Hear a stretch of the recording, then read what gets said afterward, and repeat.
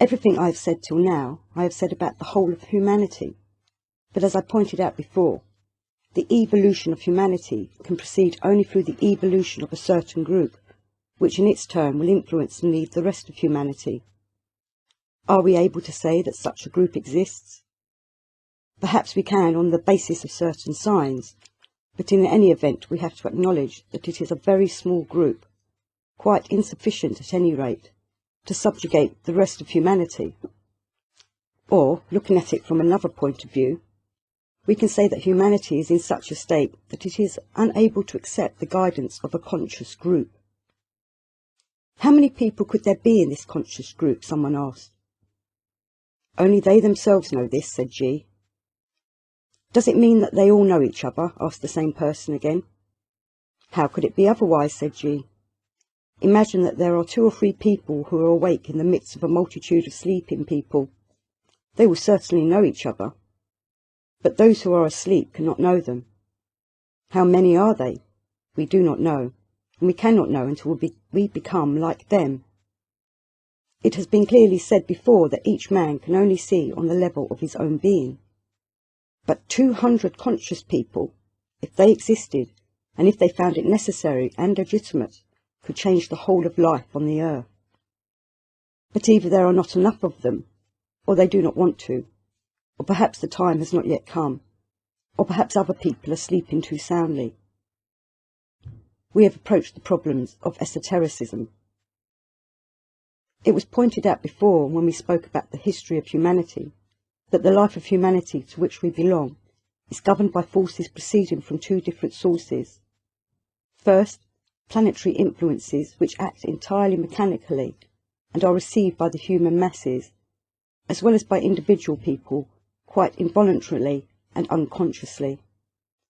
And then, influences proceeding from inner circles of humanity, whose existence and significance the vast majority of people do not suspect any more than they suspect planetary influences.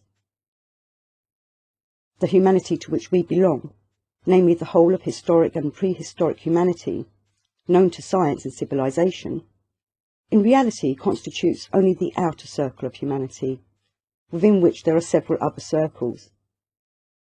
So that we can imagine the whole of humanity, known as well as unknown to us, as consisting, so to speak, of several concentric circles. The inner circle is called the esoteric. This circle consists of people who have attained the highest development possible for man, each one of whom possesses individuality in the fullest degree, that is to say, an indivisible I, all forms of consciousness possible for man, full control over these states of consciousness, the whole of knowledge possible for man, and a free and independent will. They cannot perform actions opposed to their understanding, or have an understanding which is not expressed by actions. At the same time, there could be no discords among them, no differences of understanding. Therefore, their activity is entirely coordinated, and leads to one common aim without any kind of compulsion, because it is based upon a common and identical understanding. The next circle is called the mesoteric, that is to say, the middle. People who belong to this circle possess all the qualities possessed by the members of the esoteric circle, with the sole difference that their knowledge is of a more theoretical character. This refers, of course, to knowledge of a cosmic character. They know and understand many things which have not yet found expression in their actions. They know more than they do.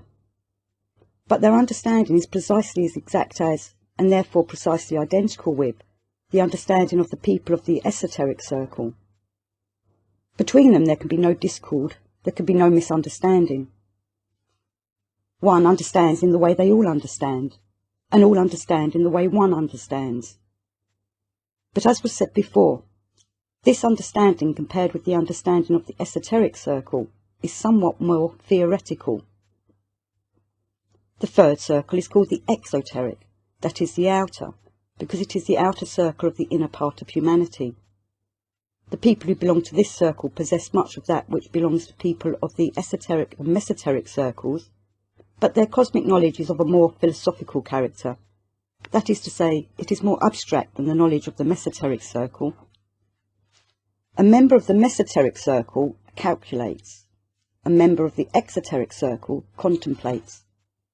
Their understanding may not be expressed in actions, but there cannot be differences in understanding between them.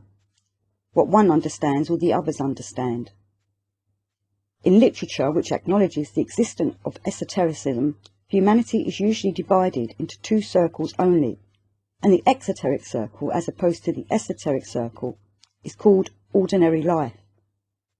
In reality, as we see, the exoteric circle is something very far from us and very high. For ordinary man, this is already esotericism. The outer circle is the circle of mechanical humanity which we belong and which alone we know.